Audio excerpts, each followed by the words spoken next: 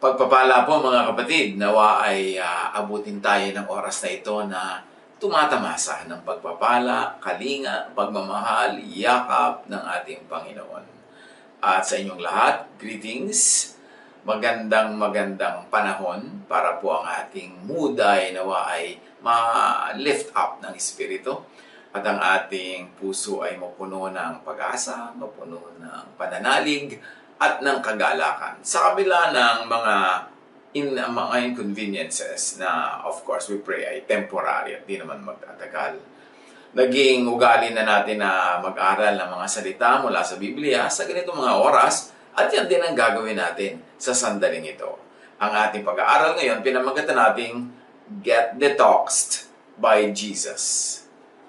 Matanggal ang mga impurities, ang mga kalat sa ating espiritu, sa ating emosyon, sa ating puso, sa ating katawan. Mark 1:21-22. They went to Capernaum, and when the Sabbath came, Jesus went into the synagogue and began to teach. The people were amazed at his teaching, because he taught them as one who had authority, not as the teachers of the law. So, ang binasa natin sa Mark was very, very emphatic. Jesus taught with authority. Hindi yung parang kinabisa lang yung kanyang pinag-aralan, nabasa lang sa balutan ng tinapay, o napulot lang kung kanino. May authority, may truth, may power. Jesus taught out of the box, obviously, kasi kung he taught within the box, edi walang napansin na authority, walang napansin na kakaiba. So Jesus taught out of the box of the teachers of the law. Out of the box of the law. Purgang-purga na kasi ang mga Israelita sa mga itinuturo ng mga teachers of the law, ng mga Pharisees. Yun na lang nang yun, paulit-ulit, rewind ng rewind, replay ng replay. Wala na silang masabing, wow, what a great teaching with authority. Ngayon si Jesus nung nagturo, yun ang naibulalas nila. Mark 1:23-24. Just then, a man in their synagogue, who was possessed by an impure spirit, cried out, "What do you want with us, Jesus of Nazareth? Have you come to destroy us? I know who you are, the Holy One of God." Biruin ninyo, gusto nyo bang mag-worship, mag-Bible study, tas may katabi kayo na possessed? This was exactly what was happening in their fellowship. Balik sila ng balik doon, dasal lang dasal, aral lang aral, pero merong possessed. At yung possessed na yun, hindi tinatabla ng pinag-aaralan nila. Possessed pa rin. Hindi nawawala yung impure spirit sa kanya, nandun pa rin. So talagang walang kalatoy-latoy itong pananalig na ito na ginagawa nila, yung mga katuroan, at yung nagtuturo. At sabi ng mga spirits, "Have you come to destroy us? What do you want with us?" So, hindi siya nag-iisa. Sinong kakampi ng evil spirits or impure spirits na ito? Sino? Sino-sino ang kasama niya? Mark 1:25-26. "Be quiet," said Jesus sternly. "Come out of him." The impure spirit shook the man violently and came out of him with a shriek. Simple lang si Jesus kasi may authority, may power. Hindi niya kailangan ng histrionics, hindi niya kailangan ng drama, hindi niya kailangan ng kung ano-anong mga kaartehan. Sabi lang niya, "Come out of him." At talagang umalis, but not without creating a little more disturbance. May mga tili-tili pa at sigaw-sigaw na sumama at kasabay ng kanyang paglabas doon sa tao. Now, the work of Jesus is to drive out impure spirits, impurities, contaminants. Kasi dapat pure ang ating espiritu. Pagka hindi ito pure, siya ay may kasama, hati, magulo. Kaya meron tayong makasabihang hati ang loob, sira ang loob. Kasi may kahati. Dapat ang Diyos lang, ang laman ng ating espiritu, ng ating puso, ng ating isip. Now, impure spirits could be literal, mga spirit talaga, or could be symbolic of thoughts and mental, emotional state. Maraming mga sinasabi dyan sa New Testament na possessed, may demon, may spirit, na pag in-analyze sa mga psychiatrist, ma-identify nila as acute, depression. In other words, because in those times, hindi pa nila alam yung acute depression, hindi nila alam at wala naman silang clinical psychiatry, lahat na lang ng tao na medyo kakaiba ang behavior, kakaiba ang itsura, kakaiba ang ginagawa, sinasabi na agad nila na possessed.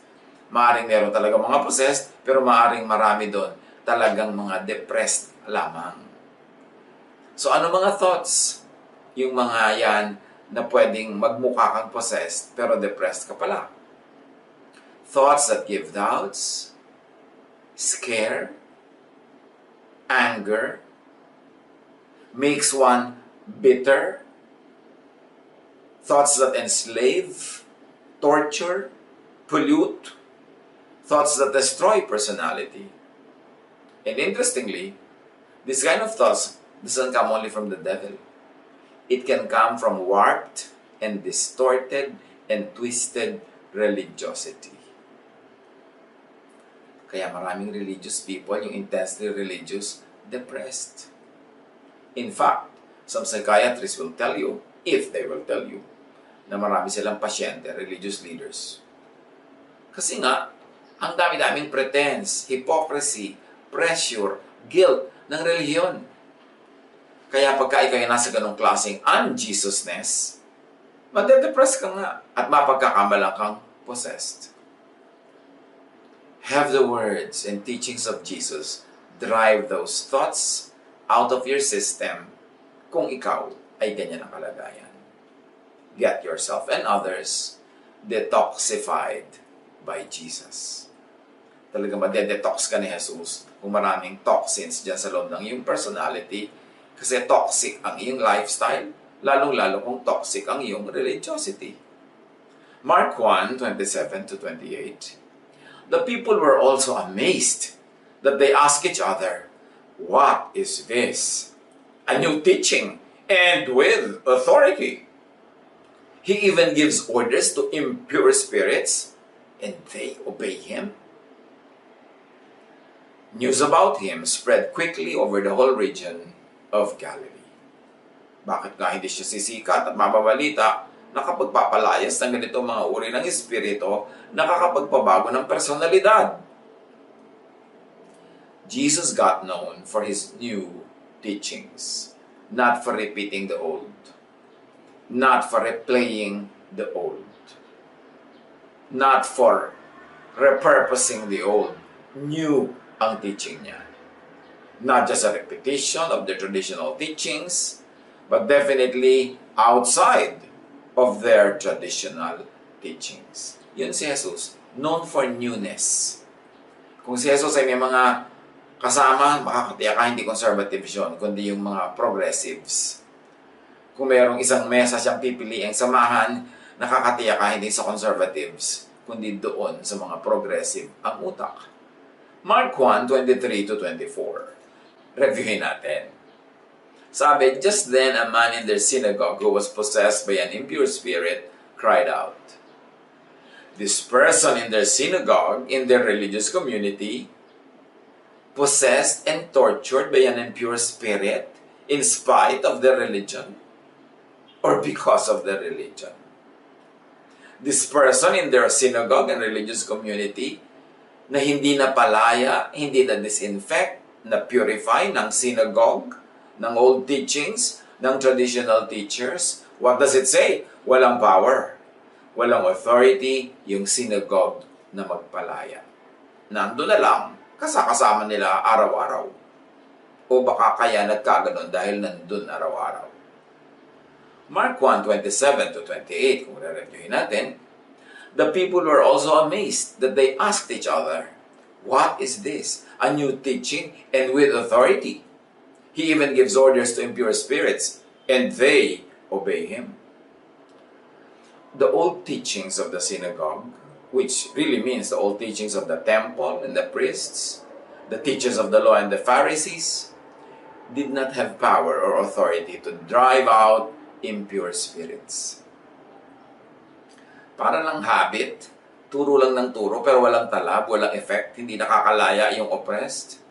So the old teachings could be the very cause, the aggravator of the spiritual impurities. Kasi ang daming bawal, ang daming pulis, ang daming parusa, ang daming chismis, ang daming espionage, ang daming report, ang daming litisan, at ang daming batuhan hanggang mamatay. Bakit ka nga hindi mapupuno na impure spirits? Bakit ka nga hindi mapupuno ng takot, ng guilt, ng fear, hanggang magkaroon ka ng clinical depression pagka ganyan ang iyong religious orientation? Impure spirits could be thoughts that give doubts, scare, thoughts that could anger, thoughts that could make one bitter, thoughts that enslave and torture, pollute, destroy personality. This could be damages inflicted by twisted religiosity. We're not saying that it is, but very possible that it could be. These impure spirits could be thoughts and beliefs and value systems, personalities created by oppressive, repressive, and punitive old religious teachings and teachers. Kasi yan sila. Kung happy naman ang Diyos sa teachings ng synagogue, ng temple, ng law, ng teachers of the law, and Pharisees, bakit pa ipapadala si Jesus? So obviously, unhappy ang Diyos. Kaya niya ipinadala si Jesus para ituwid yun. Kaya itong religious system ang pumatay kay Jesus. So talagang magkakontra ang daladala ni Jesus sa mensahe at yung mensaheng pauso ng temple. As we have said, hindi lahat ng demonic possession ay literal. Many cases show signs and symptoms of acute depression. Maraming very religious people suffer from depression if the teachings they embrace instill guilt, fear, and emotional imprisonment. Hindi nila masabi ang gusto, hindi magawa ang gusto, hindi matingnan ang gusto, hindi mapakinggan ang gusto, laging nagpapanggap, nagkukunwari, dahil laging mapapagalitan, mauusig, mababato. So ang daming guilt kasi tinuro ang puro mag-guilty ka na lang, mag-guilty ka, mag-guilty. Maraming fear, nakaka-depress talaga yan. Daig pa niya ng mga impaktong tumitira sa iyong puso pag puno-puno ka ng ganyang emosyon. Jesus came to set people free from ungodly religious laws, abusive oppression and control by religious leaders, personality-damaging religiosity. Meron talagang ganyang brand of religiosity, nakakasira ng personalidad. Yung dating masasayahin, ngayon bigla na lamang laging malungkot. Yung dating friendly, ngayon laging hostile and galit. Yung dating malaya, ngayon nakatali, nakakulong. So, nakakasira ng personalidad pag Pharisaistic, pagka lagi na lang law, pag lagi na lang punishment, pag lagi na lang guilt. That's why Jesus came, to restore personalities that are twisted by religion. Sabi niya sa Matthew 11:28-30, "Come to me, all of you are weary and burdened, and I will give you rest." Saan niya napagod? Sa religion ng temple, ng synagogue. Ano ang burden nila? Yung law. Anong rest ang ibibigay ni Lord sa kanila? Emotional, mental rest. And even physical. Kasi ang daming sacrifices at ang daming trabaho sa kanilang relihiyon. "Take my yoke upon you and learn from me." Sabi ni Jesus, "Learn from me, not from those teachers of the law. For I am gentle and humble in heart." They are not. Lagi nila kayong pinaparusahan, inuusig. "And you will find rest for your souls. For my yoke is easy and my burden is light." Anong akala ng iba dyan? Ang teaching ng Matthew 11:28-30 is about physical pagod. No, it's about emotional and spiritual pagod because of oppressive religion. John 10:7-10. "Therefore Jesus said again, Very truly I tell you, I am the gate for the sheep. All who have come before me are thieves and robbers. I am the gate. Whoever enters through me will be saved." So, pag sinabi niya, "I am the gate for the sheep," ako talaga ang dadaanan ng mga tupa. Lahat daw ng nauna sa kanya were thieves and robbers. Ano yon? Mga naunang religious leaders. Yung system.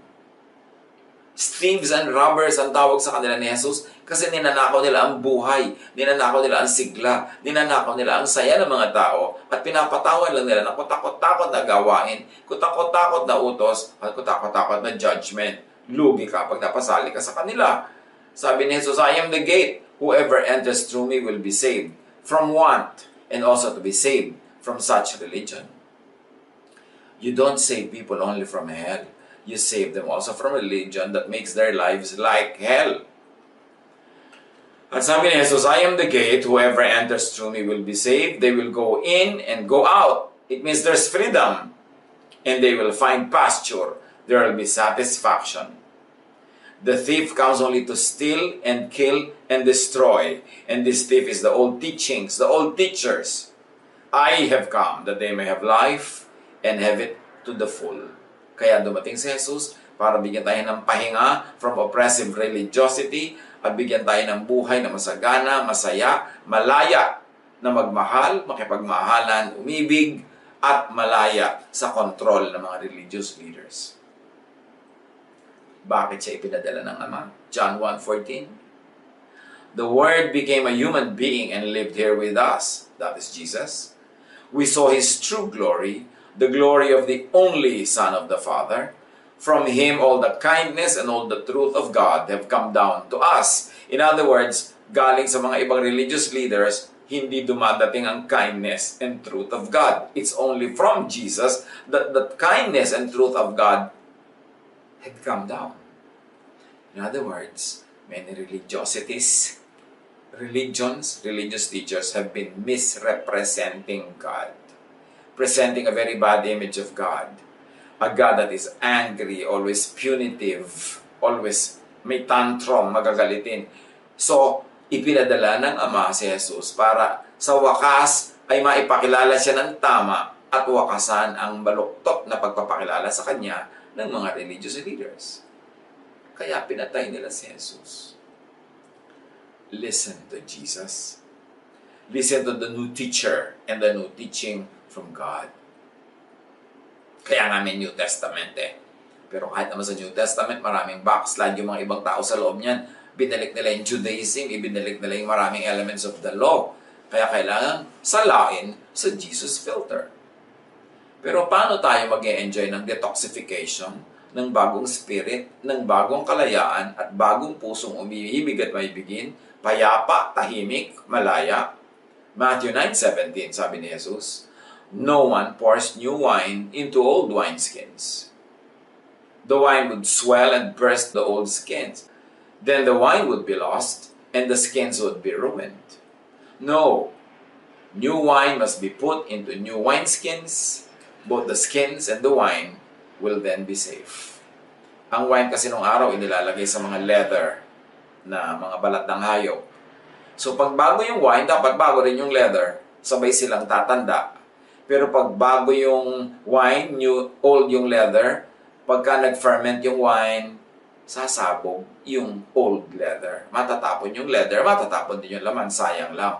Pero siyempre hindi man wine and leather ang pinag-uusapan dito, kundi new teaching, new thought, new way of looking at God, new way at looking at spirituality and godliness. Yun ang dala ni Jesus at ang kailangan na bagong wineskin ay bagong utak, bagong korte ng utak, bagong paraan ng pag-iisip. Hindi pwedeng si Jesus ilalagay mo lang sa lumang paraan ng pag-iisip. Hindi pwedeng lalapit ka kay Jesus, tatanggapin mo si Jesus, papapasukin mo Jesus sa puso mo, pagkatapos ang style mo ng religiosity, old style. Yung puro law, puro legalism, puro punishment, puro usig, puro pambabato. Hindi magkamatch yung dalawa na yun, pareho lang masasayang. Jesus comes with the new wine, meaning new teachings. We receive the new wine with new wineskins, meaning with new minds, with new mindsets. Kaya ang sabi ng Romans 12:2, don't change yourselves to be like the people of this world, but let God change you inside with a new way of thinking. Then you will be able to understand and accept what God wants for you. You will be able to know what is good and pleasing to Him and what is perfect. Akala ng marami, pag sinabing Do not be like the people of this world. Yung mga people na mga uminom ng alak, yung mga people na may mga relasyon, yung mga people na mga immoral. Ang tinutukoy dito yung people of the old world, old temple, old religion. Yung pinalitan na ni Jesus. Kanya, huwag kayong maging tulad nila. Payagan nyo ang Diyos na palitan ng pag-iisip nyo sa loob ng pagbabagong loob nyo. Doon nyo palang maintindihan at matatanggap kung ano talagang gusto ng Diyos para sa inyo. And then, makikita mo kung anong mabuti at kaibig-ibig, kung ano yung dalisay para sa iyo. So, huwag tularan yung old way of religion, yung old way of thinking ng mga Pharisees, teachers of the law, na lagi na lamang nagalit ang Diyos, lagi na lamang ito kasalanan, yun kasalanan, ang dami-daming utos, oppressed ang oppressed, kawawa ang mga tao. Sabi, palitan nyo ang pag-iisip nyo. Hindi pwedeng paghaluin yan. Test teachings that needlessly scare, enslave, control, and fill you with guilt and fear, which is 99% of how religions go. Diba? Puro pananakot, puro pang-aalipin, pang-alila, pang-uutok, puro pag-control. Tapos, after everything, guilty ka pa rin at takot ka pa rin. Lugi ka. Baka galing sa old teachings and old teachers pag ganyan. Baka old wine. Kaya ang sabi ng John 10:8, all who have come before me are thieves and robbers. Sino tinutukoy niya? Yung mga religious leaders who have come before him. In and by Jesus, be free from impure spirits. Salain, suriin kung anong epekto sa inyo ng inyong religion, ng inyong religiosity, ng inyong religious membership, ng inyong church. Kayo ba'y nakakalaya o lalong natali? Kayo ba'y nagkaroon ng kapayapaan o lalong natakot? Kayo ba ay tahimik o lagi na lang na-vexed? Napalayas ba ang mga impurities o nadagdagan pa? Mag-isip-isip. Minsan ka lang mabuhay dito sa mundo, kailangan tama ang sinusundan. Si Jesus, huwag Pharisees, huwag teachers of the law. God bless us all.